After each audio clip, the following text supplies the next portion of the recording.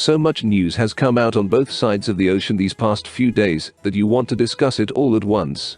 But I'll start with the good stuff. The palace has started producing Christmas cards, and it won't be long before we see a beautiful family portrait of the Cambridges. But the first festive portrait of Charles and Camilla as king and queen consort already saw the light of day on Sunday. The shot was taken by award-winning royal photographer Samar Hussain, who captured the crown couple on September the 3rd at a Highland gathering in Braemar, Scotland. At the time of the photograph, Charles was still the Prince of Wales, although the Queen was not reigning until 5 days later. The King must have liked the photograph, as he personally chose it as his festive greeting card. In the portrait, Charles is shown standing to the side with Camilla gazing up at her husband with a smile on her face. In my opinion, her gaze is turned to the side. He is wearing a beige tweed suit and a red, green and beige striped tie. Camilla is wearing a green coat and a green pheasant hat. And while palace officials are anxiously awaiting a follow-up to the inspiring documentary about Meghan and Harry, Prince William has no intention of paying attention to the film production at all. At least that's what newspapers are reporting, citing friends of the prince. The heir never will watch the Sussex show on Netflix, lest he get bogged down in conflict with his brother and his wife even more. As the saying goes, no less, sleep better. According to sources, William is going to ignore the recriminations that came out of the film and will not retaliate in any way.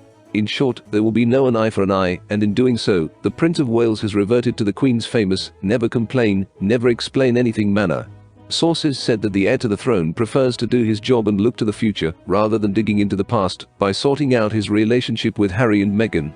Too bad Harry and Meghan can't do the same. That said, it's claimed that Charles isn't going to watch his youngest son's film either, although Harry's friends have previously reported that Sussex is very hopeful that his father and brother will watch and understand what he and Meghan are going through. But Charles and William are apparently no longer interested. Sources have said that the heir to the throne prefers to do his job and look to the future, rather than digging into the past to sort out his relationship with Harry and Meghan. Too bad Harry and Meghan can't do the same.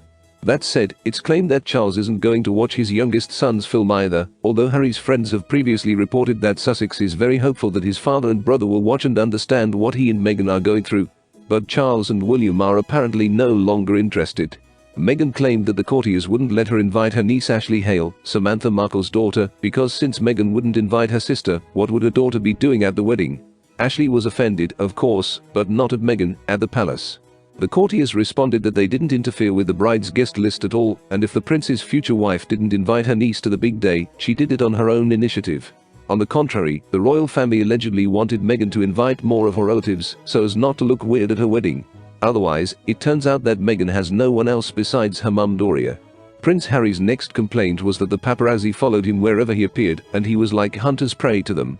The media gave their own example. Here is the prince coming out of the public nightclub in Chelsea, which is owned by his friend Guy Pelly. In this way, Harry wanted to be captured and put on the covers of newspapers to create publicity for his friend's establishment. And so it happened. The prince's photo went all over the media, and young people immediately rushed to the club. Such a kind and unselfish Harry. The next accusation of the Dukes of Sussex was that no one helped Meghan adapt to the firm, no one explained what royal events are, how to choose clothes, how to curtsy and so on. And all that she had to do, search, teach herself. All by herself. The palace staff responded that they had given the Duchess a detailed dossier on her future role, with access to a list of experts who could help her. There was preparation for everything. Events, clothes, everything. And what Meghan took advantage of there is another question.